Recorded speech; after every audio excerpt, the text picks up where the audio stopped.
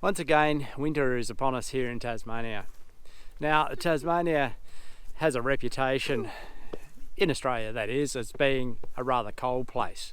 But of course, on a world scale, the winter here is nothing. But within Tasmania, there are a number of climate areas, and if you're actually close to the ocean, within 100 metres or so of the sea, you probably won't even get any frosts. But we do get some. We're back further, a few kilometres from the ocean, and we do get some frosts, but nothing overly severe.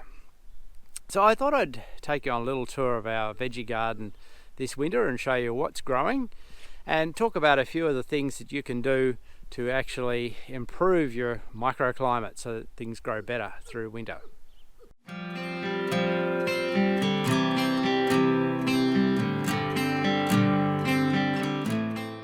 Coming first to our raised beds.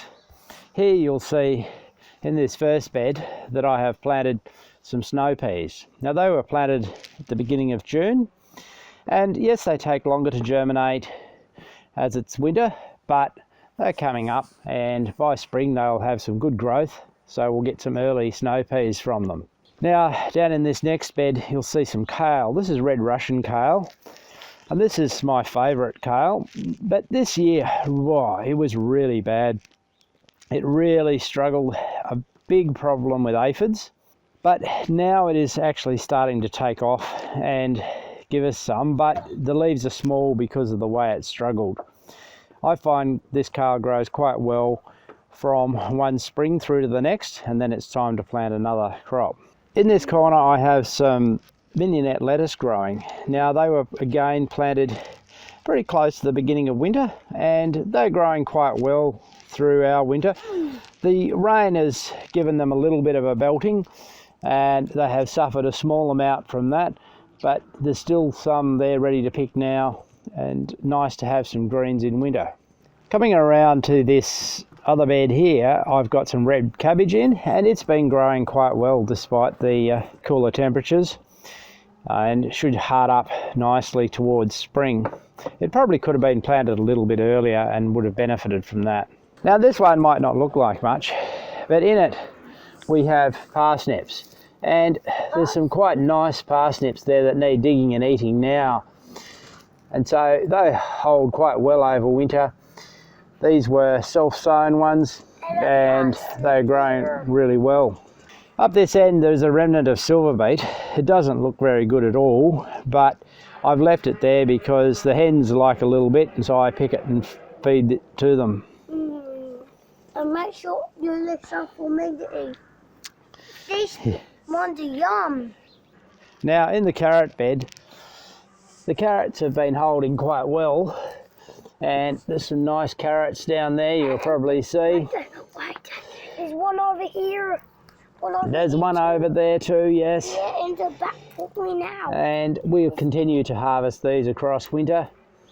They don't grow much at this time of the year, but having grown earlier, they're ready to harvest and hold really well in the cooler temperatures. And again, beetroot, much the same as the carrots. They do lose a little bit of their sweetness over winter, but they still will hold in the ground quite well. In this bed you'll see some English spinach and quite a few weeds as well. It really does need a good weed. The English spinach is pretty slow over our winter, but it will take off in spring and we'll get another good picking from it as well. A couple of Brussels sprouts, but they were planted from seed and didn't do that well. Aren't you going to go broccoli? Over here there's some broccoli. Yeah, broccoli. I love broccoli. And it's doing amazingly well actually. This winter has been a little bit warmer than the average, and a few weeks ago I made a prediction that the broccoli in the greenhouse would probably outstrip this one. Well, it looks like I might be wrong. This is actually continuing to grow better than expected. And that one over there is big. Yes, it is getting big, isn't it, Samuel? Yeah, really bigger than me. Yeah, not quite. Now in this last bed, there's a remnant of the spring onions. I found that spring onions will hold in the ground, and you can, even the next year, they will keep coming up and you can continue to harvest. Yes, the some will go to seed, but they'll continue to regrow around the base and give you spring onions that you can continue harvesting. So it doesn't really hurt to leave them. Daddy. And leeks, we've been harvesting leeks here, and they're delicious, make great soups over winter. So what factors can you bring to bear to actually improve winter conditions so that you can actually get plants to continue to grow better than average? Well, I think shelter is one of the main things. Here in Tassie, it's not so much the cool temperatures in the morning, but it's actually things like wind and cooler daytime temperatures that reduce growth. So anything that actually reduces wind and creates more warmth during the day will actually result in a better growth. Now, one of the first things I think is that the forest is your friend.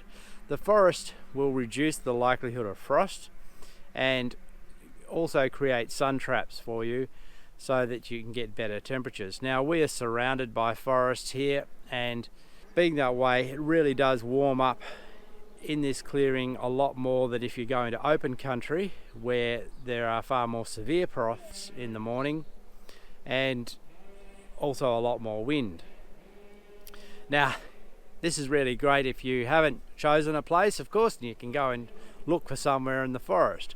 But if you're already living in open country, then you need to consider what you can actually do to improve that.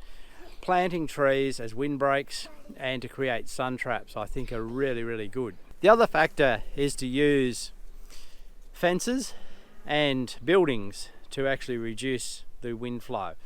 So here where I currently have green manure growing, I have a paling fence and a lattice wall. Now this reduces the wind through this area, and it means that the sun makes it a lot warmer because of reflection and still air, and it does really enhance growth. Any fences, particularly fences made of metal like this one behind me, really do not only break wind but reflect some sun and create warmer areas.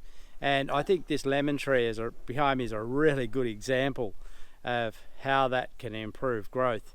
You can see how much fruit is on it, and it's really doing well. Of course, it's in a greenhouse that you really gain the most benefit over winter.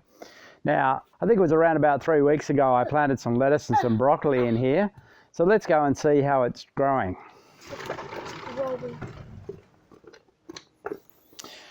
I also planted some potatoes. Now you'll see they are coming through quite nicely and beginning to grow. And whereas outside the frost would have cut them down, they're actually doing just fine. Yeah.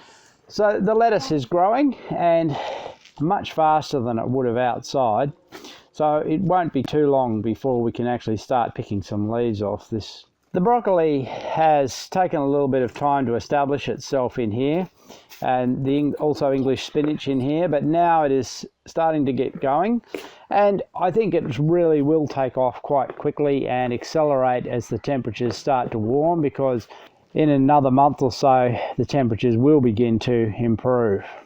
So while in Tassie there is a number of climate variations from the ocean through to the mountains where you get a lot more snow, there is a lot of areas where you can still grow quite well, and with a few simple choices, looking for trees, forest, fences, buildings, you can grow quite a bit over winter and get an early start into spring too. I find that the Tasmanian winter, however, is more frequently characterised by rain than it is by frost.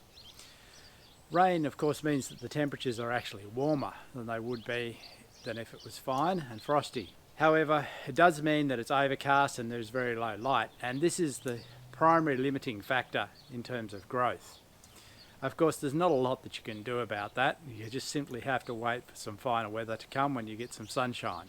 I think the image that Tasmania has, particularly on the mainland, of being a really cold place, is far from accurate.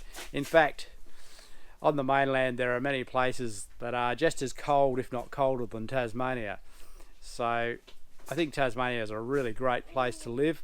There are a lot of advantages here in that you don't have as many pests, and stone fruits particularly grow a lot better. Apples grow really well. Yes, you don't have tropical fruit, but there is a choice in that way. You're either going for the tropicals or for cooler climate plants.